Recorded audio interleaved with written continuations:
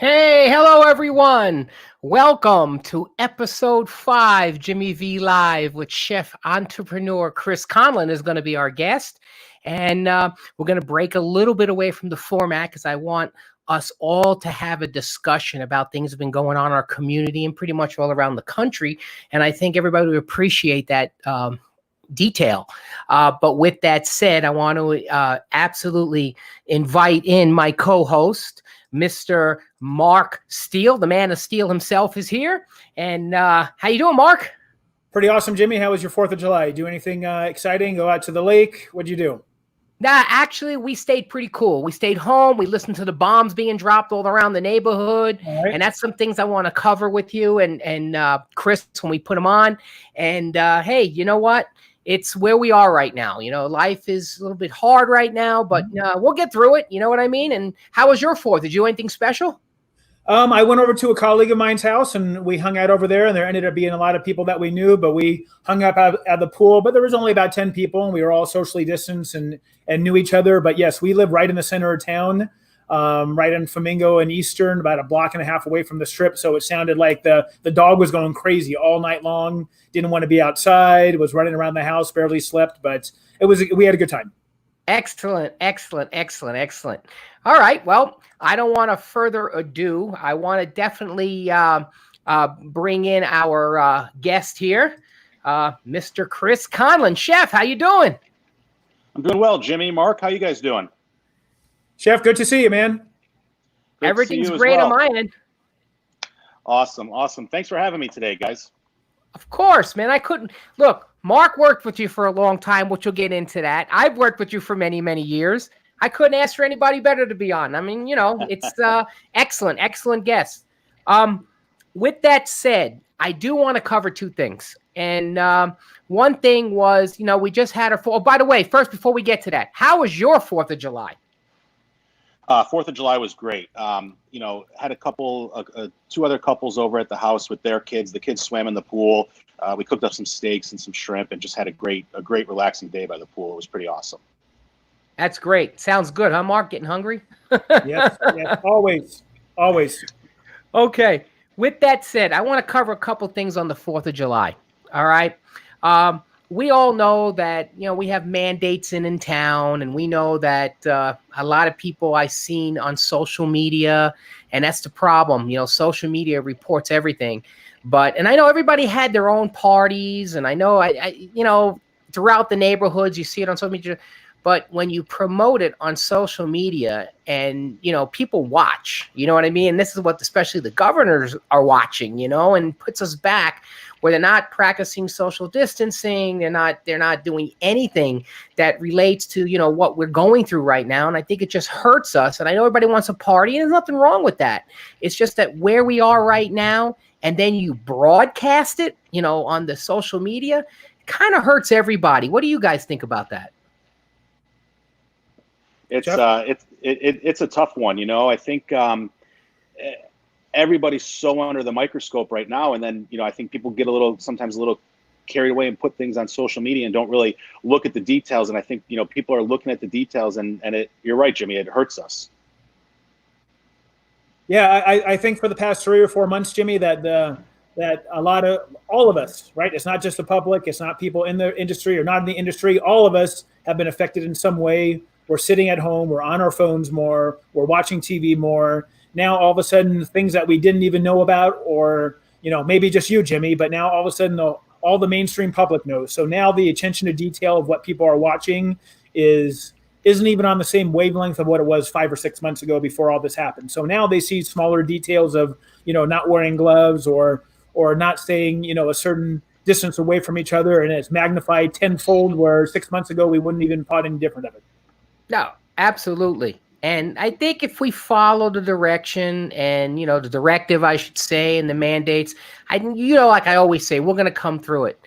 There's also another thing that I want to cover real quick before we get into Mr. Conlon's world. One thing that really bothers me in a way, I actually really respect the chef industry 100%. And I know I come from an inspector's point of view, and it's just because I have great relationships with different chefs. Okay. And and even bartenders, it doesn't matter who you are. Okay. The industry is my industry too. And, what really affects me is when, we're going through a situation, a pandemic right now. And, everybody wants to broadcast on whether it's social media or rather regular professional media. And the things that I've seen on TV or coming across on maybe Facebook or YouTube or Instagram, whatever one it was, you're watching and they're chefs really with their craft and they're really into what they're making. And then I'm looking over at the comments and these poor people are being destroyed. Well, he's not washing his hands. He's not changing his gloves. I would never go eat there because this guy doesn't follow the rules. What the public doesn't realize, and Mark and I have been through it, and I know Mark's been through it on his own. Chef, I'm sure, has been through it. You don't get, because your interview is 40 minutes, it doesn't mean you're getting a 40-minute everything you have. They can fit into their little schedule of 2, 3, 4 minutes that is on.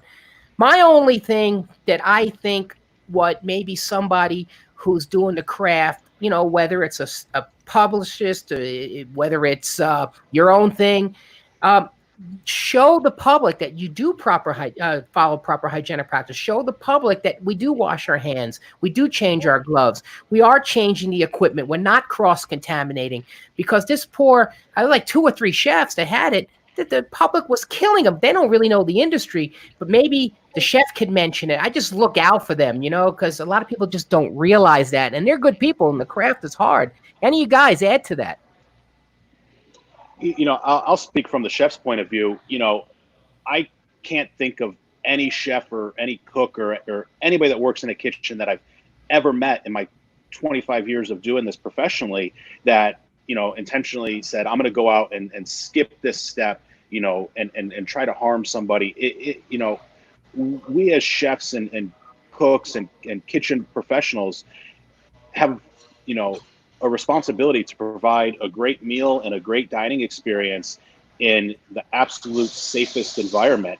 And, unfortunately, those practices of providing a safe experience, they're not the glamour. They're not what the media or social media want to highlight. There's no fun in watching somebody, wash their hands or change out a pan or, store something properly or temp something. So I think a lot of times that stuff gets looked over or, left out of the B-roll film or, whatever it is, because the glitz and glamour is the show that everybody's looking for. And that may be where you see, 10 seconds of a 10-minute procedure where there was no harm or no foul and no risk to the guest or the chef or anybody involved. But now, because like Mark was saying, everybody's a trained professional that, they're seeing that, well, he didn't wash his hands or he just touched that chicken with the tongs and then went and touched the cooked steak. Well, little do we know that, they cut out 1.5 minutes of film between the chicken and the steak when it was touched, So, let's just be, respectful and appreciative of the chefs and what they're doing, the job's a hard job to begin with, and the mandates and the policies and procedures and everything that has been put in place over the years are now only becoming tighter. And I can guarantee, like I said, I have yet to meet somebody who intentionally is doing something, malicious or trying to be harmful, and it's the complete opposite. So. Well said, Chef. If I can just go a little bit more off of that, I don't know if a lot of people realize it. I know Jimmy does. I know you do. I know I do. But the Southern Nevada Health District has the toughest standards and regulations in the entire world, or at least in the United States.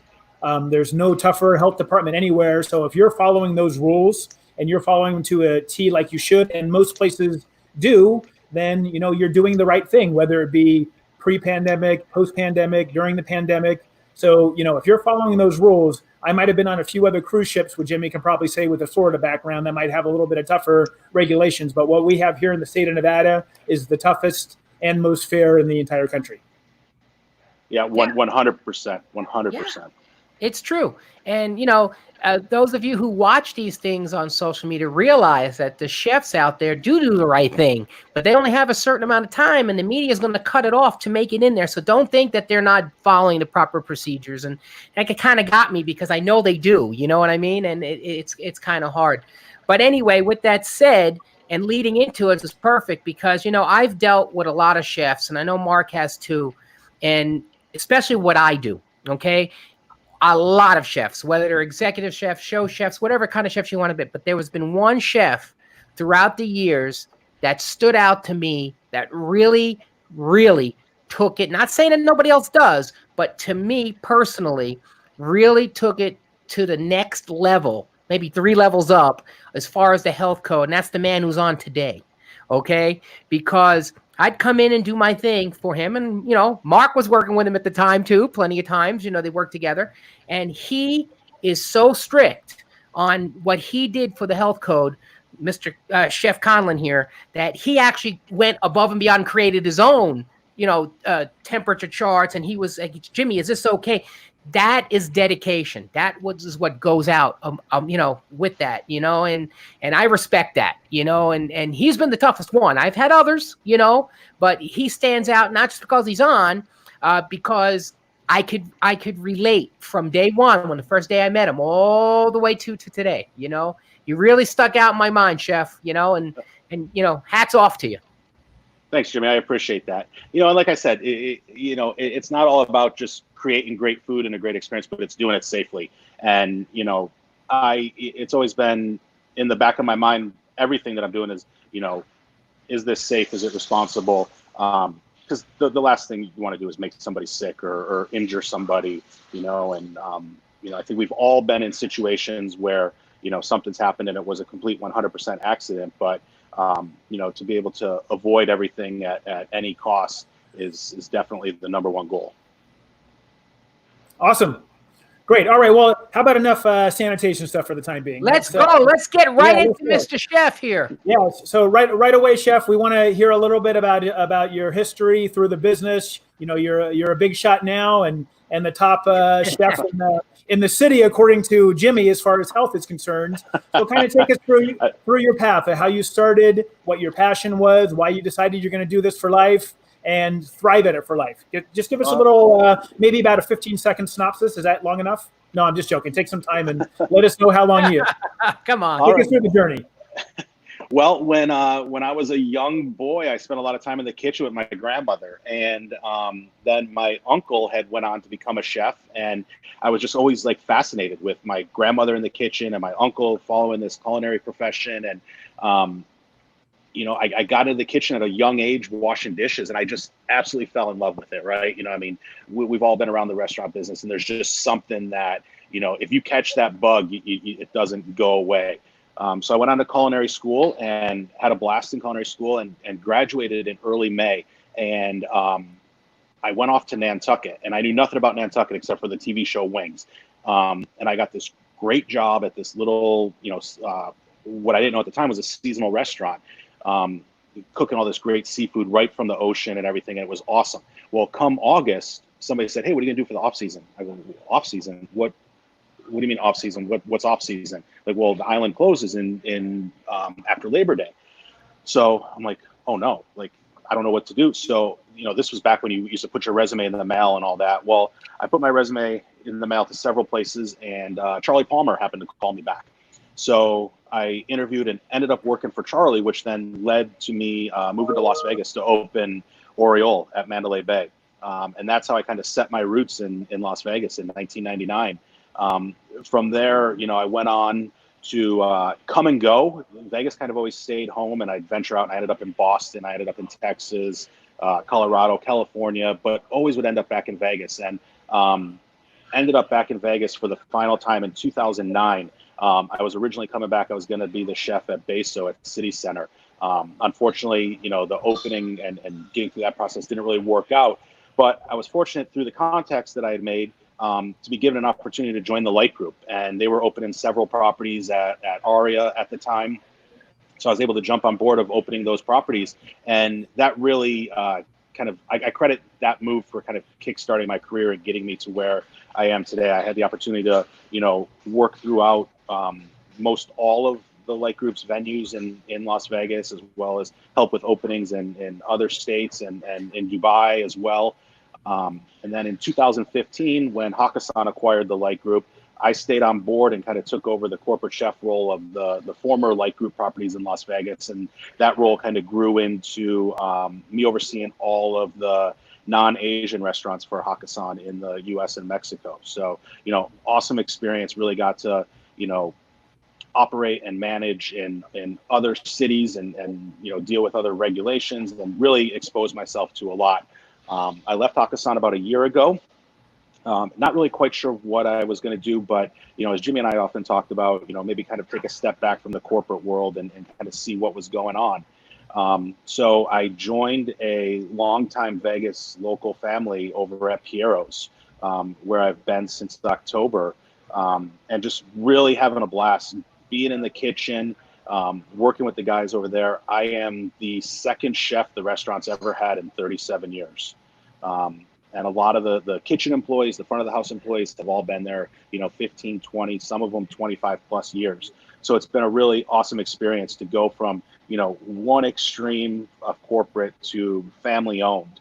And that's kind of where I'm at. And I joined Piero's because the general manager / partner, Evan, him and I had aspirations to form our own hospitality company and pitch some ideas and concepts that we had, and it's worked out really well. We made a pitch for a concept in January that's actually brought Jimmy and I back to working together, and we're in the process of developing and building out a new food hall that will open called Platform One towards the end of 2021 on 215 in Durango. So that's kind of what I got going on right now. Well, before we get into that food hall, I just want to say my buddy Joe Pesci, right? In Piero's, right? Yep. Yeah. They did a That's movie in there. the same restaurant where they filmed the movie Casino, right? That's not where Yeah. he didn't actually own that though, right? No. No. It's before it was filmed. No, they just filmed it there. It's been in the same owner for all 37 years, Freddie Glussman, 83 years old, still sits at the same booth every day, greets the guests as they come in and says hello in his own charming, charismatic way. Excellent. That's excellent. That's very interesting, going from opening your own venues in like the hottest place on the planet with Aria and with Light Group. So explain to us a little bit of the transition, because I've done it and Jimmy's done this stuff too, is going from that big role of looking at the numbers and critiquing everything and trying to get the hottest, coolest thing to taking a place that's been open for such a long time, because the mentality of a lot of those employees have been stuck the same way too. How do you twist that and turn that around? And it's been very successful so far, Chris. It's a shame all this other stuff has happened. But tell us the mindset of what you have to do with these employees and taking them, or with the customers too, because a lot of these customers have been coming in for such a long time. How do you get them to new way of thinking of new food?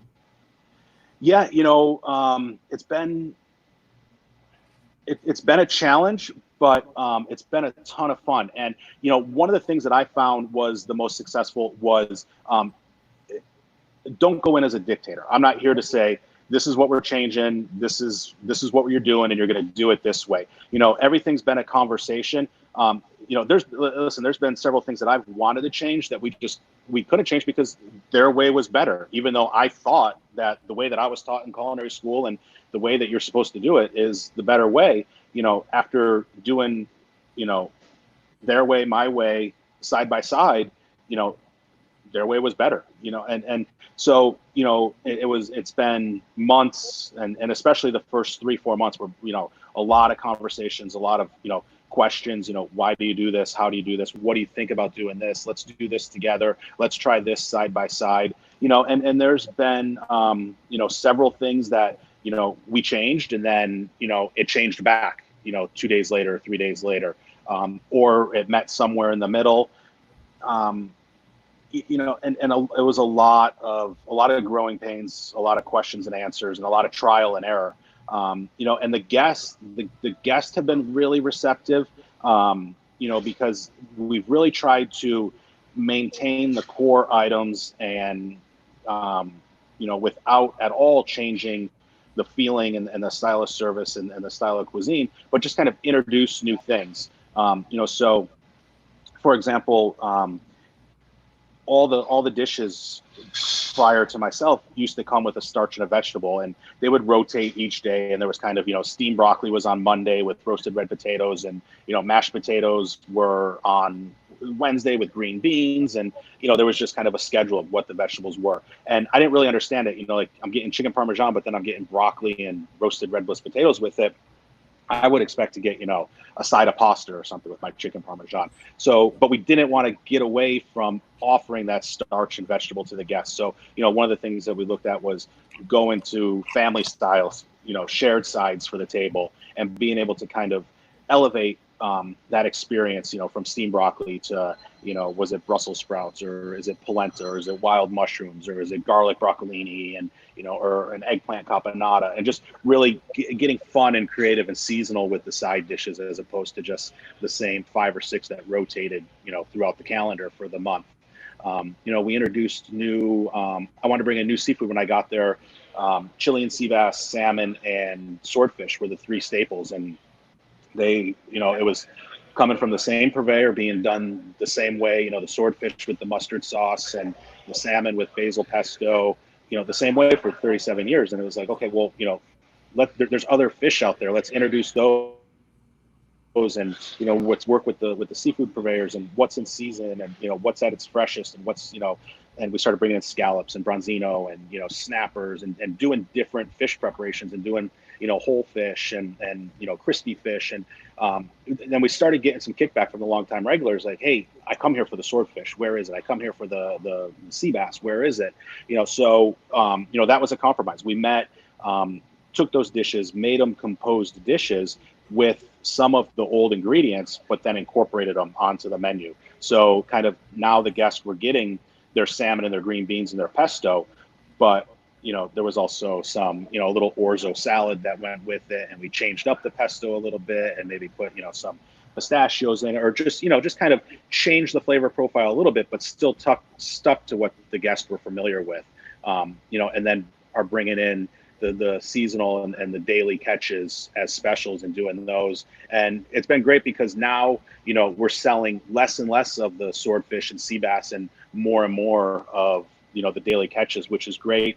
I come from, in my experience, a lot of times, restaurants, in some of the larger hotels, some of the servers are more order takers as opposed to sellers, and really, and I've been super fortunate to be in an environment to where the staff back of the house and front of the house are super excited for new things that they can't wait to, 1, try it themselves, and then 2, be able to talk to their guests about it. So, when I put the time and effort into these specials and everything, the servers are really out there talking it up to the guest, and the guests are ordering it, and, giving feedback, and positive and negative. And we take all the feedback and adjust and go from there, so we're currently not. That's not an easy transition. So kudos for you. Absolutely. And it says something about you. If you're the 2nd chef in history, it says something about you, pal. You know what I mean? It really does. I had a little quick, cute story about Piero's. Years ago, when my mom was alive, we went there. I know it was before your time. And my mom, being an Italian mom, she has to go. We have to take her to the Italian restaurant. So we went over there. And I don't remember what it was, but I know my mom and Sonia was with me, and we're sitting there at the table. And we ordered a couple of things. And my mom said to me, no, you ordered this. Sonia, you ordered that. Not because she wanted us to have something different. It's because she wanted to taste everything, So place is great, and I really appreciate what you're doing. I mean, just think about it. You're taking what you just explained. You're taking the aspect of what was original, and you're putting, thoughts into everything with everybody's input, and look what's happening. It's a success. I mean, you're a great guy. You have a great craft. Your mind is just, from what I've known you for a long time, you've always been into it. You're a type of chef that's really into it. It's not just a job for you.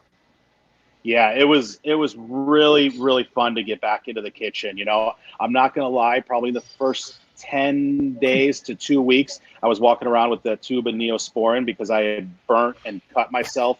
I can't tell you how many times, going from using a keyboard and spending, probably 75% of my time on a plane traveling to back in the kitchen and back on the line.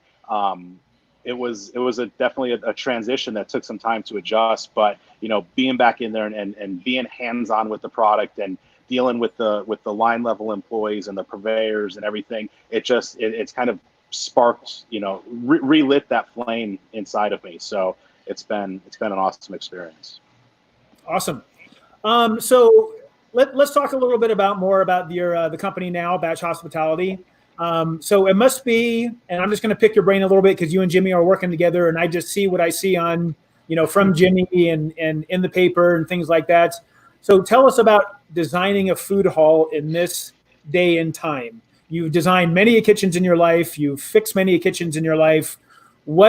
How is it like actually building a kitchen from scratch with looking, with everything that we have going on, with being progressive about it and looking into the future? Because this is not the opportunity that many get to do this. They have to redesign what they're doing right now, but you have the opportunity to make something into the future in this new generation of service that Jimmy and I keep on talking about. So tell us what kind of different things you've done at the food hall to kind of take us to the next level.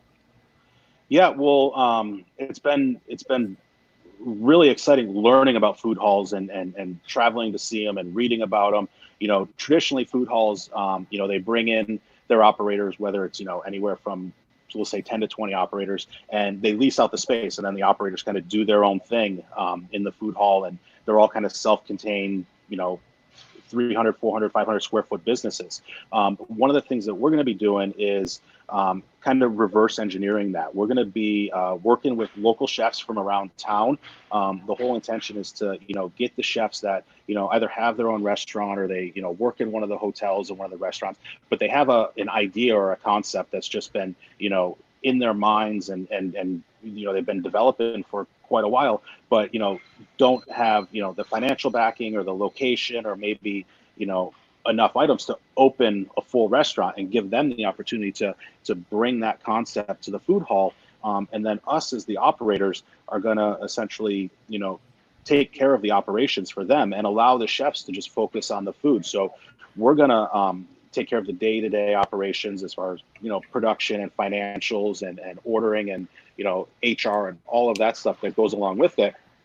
And the chefs are really just going to come in and bring their expertise on the dishes and the cuisine and their menu offerings, which is going to be 4 to 6 items for each chef. So really to focus on those dishes being of the utmost highest quality, the best ingredients, prepared right there in a theatrical way, for the guests to watch. And then that was our plan going in, and we didn't really see many changes of what we were doing. And then now March came along, and we're super fortunate to be in a position to where we're building this space from the ground up, and we're able to kind of look at how the last 3.5, 4 months has affected us and what we can do moving forward as we build this to, adjust to the new protocols, the new expectations, as well as be prepared should something ever happen again where everything needs to be shut down and go to curbside pickup and things along those lines.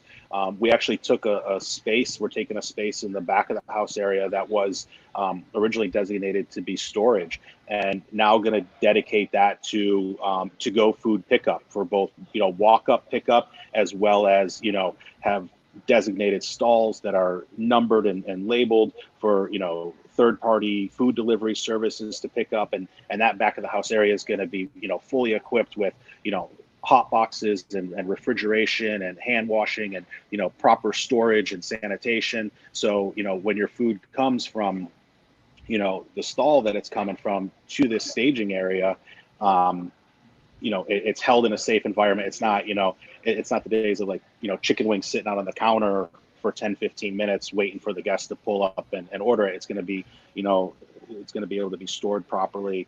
And we're also looking at the possibility of completely contactless. I think Lotus SIM did it during the shutdown, and having the boxes and the QR code, so people will actually just be able to know, hey, your order's ready. It's in box number 13, and you come up and you scan your phone and opens up the door, and your order's there ready to go for you.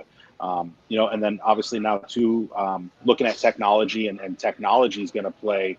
We always knew technology would play a large part in what we were doing, but now the amount of technology and QR codes and paperless menus, and menus being right on people's phones, and being able to pay directly from your phone, and just kind of,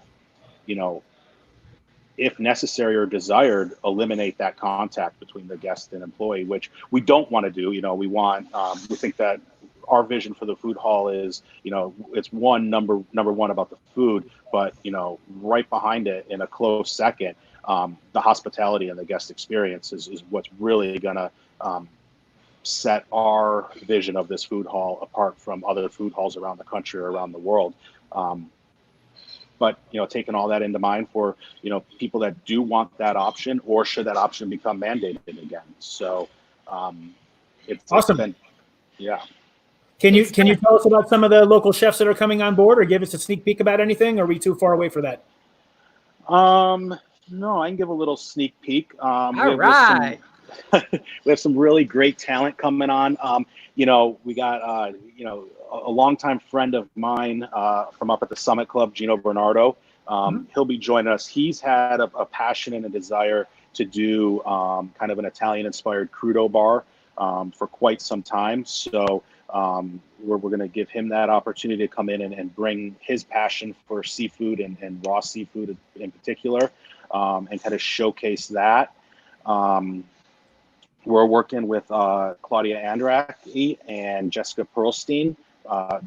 Jessica from Main Street Provisions and Claudia from Desert Bloom. They're going to be bringing the produce from the farm and showcasing that in seasonal preparations, whether it's salads or soups or vegetable dishes. We are partnering with Diana Edelman. She's going to be bringing a chef from the Strip to help her bring her vegan ideas and concepts to life. There's some good, exciting stuff coming down the pipeline, and a lot of very interested chefs, which is really exciting. And to be able to bring everybody together under one roof. This amount of local talent under one roof has never been seen. Especially in Las Vegas, probably except for those one-off, uncorked events or little tasting events that we do up and down the Strip for charities and those sort of things. But to 365 days a year have these options right there, conveniently located for everybody, no matter where you're at in the valley. It's exciting. And let me give you a little bit of a layout, because we had to develop it with the health department, which is not an easy thing. Each chef is going to have their own kitchen, correct, chef? Correct. And it's they're all going to be responsible for their own kitchen. So how many altogether were we going to do different chef kitchens? Right now we're looking at 19. We're hoping that we're going to be able to squeeze in 22. We got a few redesign things that I think are going to open up a little bit more space. In the process of working with the kitchen designer right now to kind of actually see how much square footage we're going to need for each individual kitchen. But we're excited, when I started talking to people around town about it and talking to chefs, kind of word started to get out a little bit, and I think the curiosity kind of, some people got a little bit curious and started getting phone calls, and now there's chefs, I'm getting a call or a text, it seems like every other day, like, hey, do you have a space? I'd like to be involved in this, or chefs calling like that are kind of already signed up for a concept saying, hey, I got another idea, I want to do this Korean thing, can I do two? And it's like, so it's exciting, and I think it's going to be well, I don't think I know it's going to be awesome, and the way that we're doing it, definitely it creates more work for us as the operators, but I think it's really going to deliver a solid experience, and just allowing the chefs to focus on the food, and because that in our opinion is the number one thing at the food hall. So letting the chefs focus on that, and we'll focus on the operations. I'm excited about it. I think we really have a winning formula here. And the location, chef, let everybody know where it's going to be. Southeast corner at 215 in Durango, right there, kitty corner to IKEA. Great location. So, yeah, convenient to get to, just off the strip, easy access for the 215 from Henderson and Green Valley, and, coming down from Summerlin. So, hope to see everybody out there, and we're shooting, end of 2021 is the target right now. So, and there's a lot of design, Mark. There's a lot of design, and there's a lot of preparation involved, and it takes a lot. I mean, there's quite a bit of people. We had a conference call not too long ago. There was many, many different organizations of different types of people, designers, architects. It takes a lot to put something like this together. Yeah, it's definitely, we're super fortunate to, have partnered with the guys from Matter, and they've gone in and absolutely hired, the top line professionals and consultants on the project, and, everything from, food hall operations to health and safety to building and architecture and everything. It's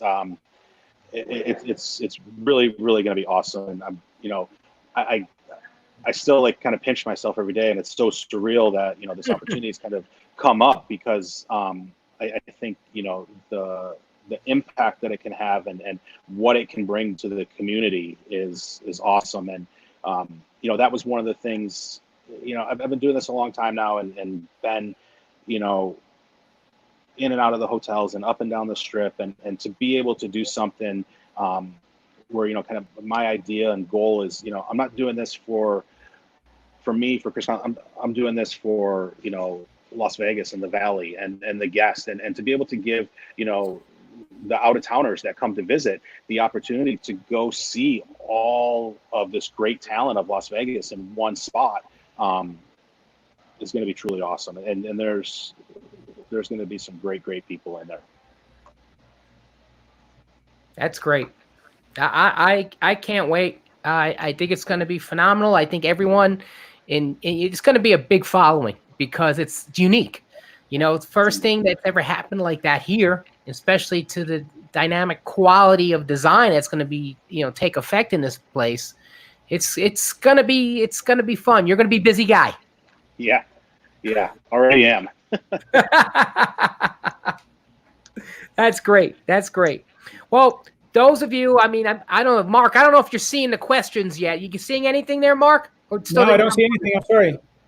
Huh? No, nothing. I got to find out what that is. But let me go through a couple, because they're asking some questions for you, Chef. First of all, Michael Stam says hello.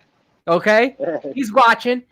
Michael, another one of our great, we'll be seeing Kieran Way and Michael over at the food hall for sure. Oh, yeah. He's going to be our guest next week. Oh, awesome. So he's coming up, and we're also going to have another one that you mentioned coming up. Mr. Gino Bernardo's coming up. So, I'm trying to get as many people, as I can, through the industry. And then, it's just a lot. And we got Mark. We got our friend from UK again. Mr. Dave Evans is there. So you made it, Chef. You're getting knowledge from UK now. So. So we're getting a couple things. I got to try to figure out what's going on. I have to talk to your friend Mike again, because it comes on me, but don't go to you, Mark. So we're going to have to find out what's going on. But everybody, we've had another chef in the future. I don't know if you guys know Chef Otto Borsich.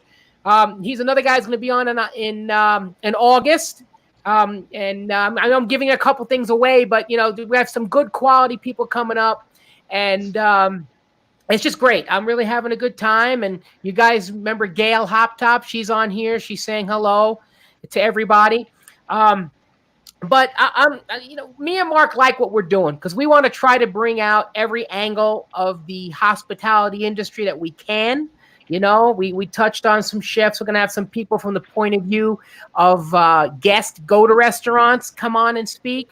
We're going to have all different angles. I know Mark has some people he wants to bring in too coming up. So we're going to try to bring everybody that we can in, and it's just going good. We're having a lot of fun, Chef. Yeah. I'm really enjoying being a listener. So keep it going. It's a great way to, stay connected with everybody and what's going on around town, and kind of, and it's a great thing you got going on. So loving it. Now you guys worked together, didn't you? Didn't you work at one of the restaurants together at one time?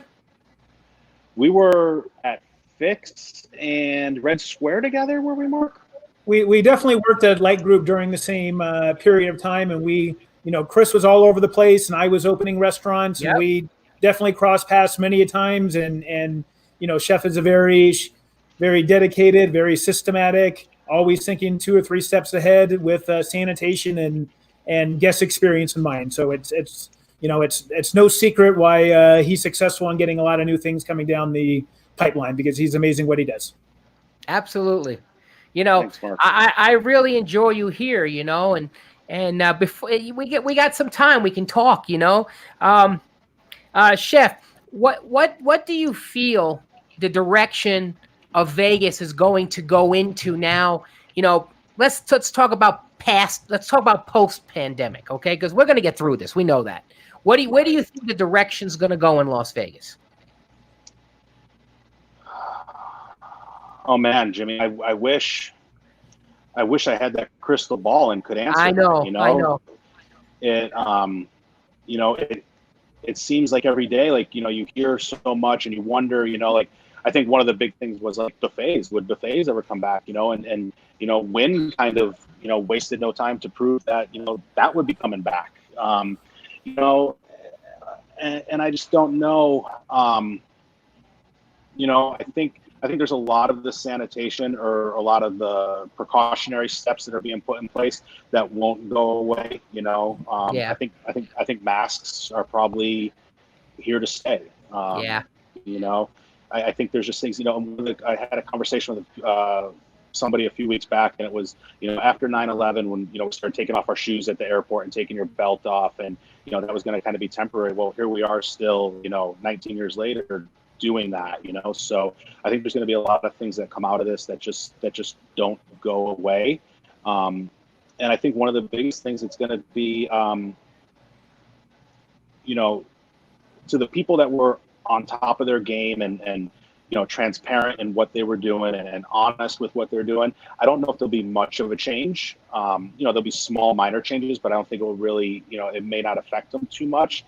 But I think the guests are, going to be more educated, and like we were talking about when this started, paying much closer attention to the details, and probably not visiting establishments that are noticeably, not taking it seriously or not practicing, protocols and proper food handling and guest safety. So I foresee that being one of the big things, is definitely, much more aware and educated guests. And then also, I wouldn't be surprised to kind of see menus and offerings become more focused. I tend to believe that maybe the days of having menus with, 50, 60 items and trying to appease to everybody, kind of those going away, and kind of a more focused menu, 25, 30 items, or maybe more, blackboard specials that, get run out and when they're 86 at the end of the night, they're 86. Just to, maintain that quality of product, and keep the inventories low and that sort of thing. So, but if I could figure it out, I wish I could, because that's the $1 million question right now, right? Yeah, it's unfortunate, but you know what? We're all zealous. We're all going to make it. We're all going to come through with this. I know we will. And you mentioned the menu of 60 items. I remember back in the day, without names mentioned, Mark was on stage, and I was supposed to come on after him to do the food safety. And Mark had to go over this menu, and I know Mark knows what I'm talking about. We're not going to mention the place, but it was like a 60-page menu, and there was like the pastry section of alone was like 25 pages. Just listening to him talk about this establishment, you gain 10 pounds on this menu, And I said to myself, I don't know if this menu is going to make it, and it's amazing. I agree with what you're saying, more condensed type of deals, out there. And I also noticed another thing in town. I've also noticed a lot of people are working together in the chef world. It's like back in the day, I remember, well, I'm not telling this guy it's his thing. I'm not telling this guy this thing. But I see a lot of the chefs, are all friends. They're all want to work together. And I think that's great. Yeah, we're super fortunate, and especially at this time, I think there's so many chefs that are at a great point in their career, whether it's opening their own restaurants or opening restaurants for other people inside hotels. But we're at an age now. When I started cooking here, the chef came from somewhere else. The chef came from New York or San Francisco or Chicago. And we were the cooks that lived here, and we were learning from those guys. And now it's our turn as locals. We've been here for 20 years and learning from these other guys and learning from these celebrity chefs and working in these kitchens and putting in the hours and earning the stripes. And now it's our turn to come together. And the good thing is, so many of us have all worked together at one place or another. It's such a small, Las Vegas is a small big city, and especially in the culinary and restaurant industry, ton of friends out there, which is great, and everybody's supporting each other, and it's just awesome. I went over to a friend's restaurant 2 weeks ago, and sitting there having lunch, and 5 other chefs came in to do the same thing. Like, everybody's just kind of supporting each other, so it's really awesome. Great. That's fantastic. That's fantastic. What do you think, Mark? Yeah, I mean, it's the same thing, Jimmy. I mean, my wife always jokes around that we'll go to some random restaurant, whether it be on the strip or off the strip, and I will know somebody there, whether it be a food server, a bartender, a manager, somebody kind of pops their head around, and either, what kind of relationship I had with them in the past determines what kind of experience I have. But either way, there's always some people around here in Las Vegas.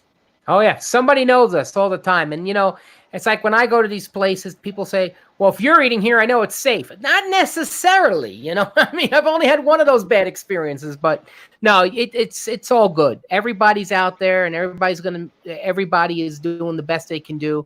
And I have no issue with that at all. We'll go anywhere, and we have a good time. We've been laying a little low lately because of everything that's going down. But other than that, we've Sonia and I and the kids, we go out all the time. We do what we got to do. But anyway, Chef, Mark, what is that question you always hit at the end? Give it to Chef. Yeah, no problem, Chef. So, you started out by saying that you've got to Las Vegas in 1999, and just doing some dumb math, that was over 20 years ago. I know it's hard to believe that, right? But yeah, pull out the calculator. It's 21 years ago, so it was a while. But anyway, either way, you've been in Las Vegas for a while. We both worked for nightclub companies, and I want to hear some kind of story that you might have that's Las Vegas centric, that people who don't live here or people who never worked here, whether it be a personal story, a professional story, a gambling story. Give us a story, a Las Vegas story that you wouldn't believe unless you're from here or experienced Las Vegas. Oh wow, there's so many. I just don't know how many I can tell. Give us one that you can tell at least.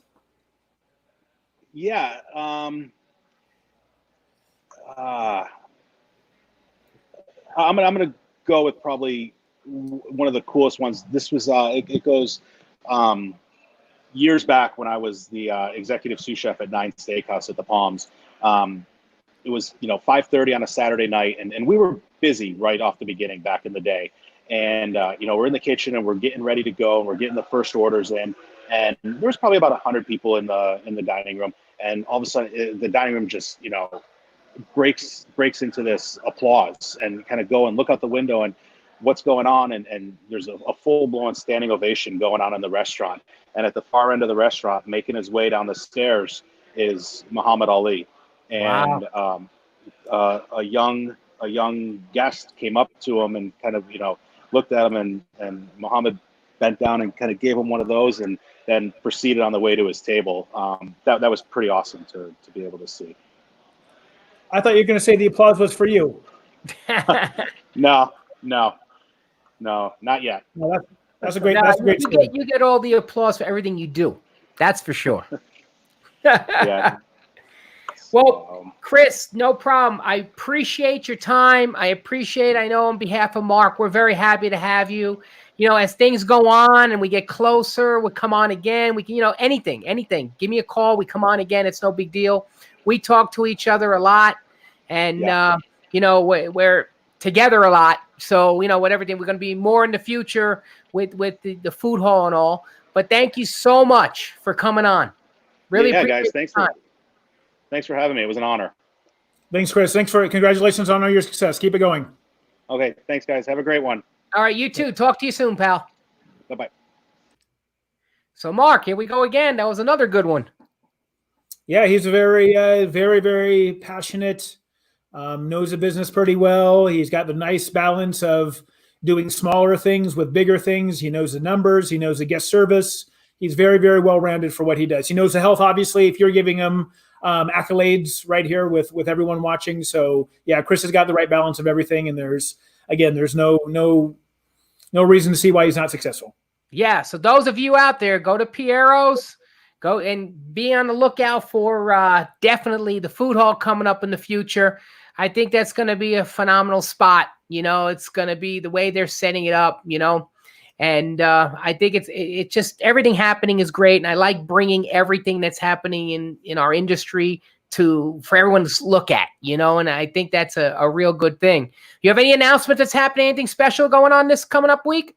No, I wish I did. I feel like I'm extremely busy, but with all the different mandates that we have that we can get together, we're still working on our alcohol awareness program, of which once we do put that into effect, we have a pretty big announcement and something that we want to do with the community, for our launch of the alcohol awareness. We got some things going on, and the next set of classes should be coming up pretty soon. Excellent.